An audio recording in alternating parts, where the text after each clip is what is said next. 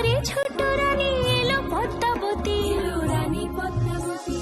রাজার আরো 6টি রানীর ছিল না সন্তান, পদ্মাবতীর কোলালোতে মিলল সমাধান। বছর যেতে জন্ম নিল 7 ছেলে 1 মেয়ে, হয় খুশির আকাশ হঠাৎ কালো মেঘে গেল ছেয়ে।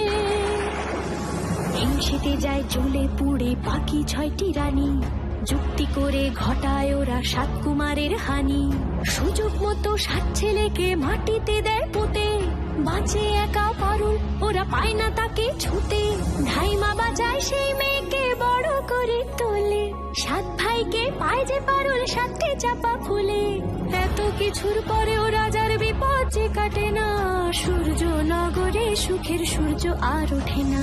হিংসা বিবাদ বিচ্ছেদ আর প্রেমের কাহিনীতে পারুল বোন কি পারবে 7 ভাই চম্পাকে জাগাতে।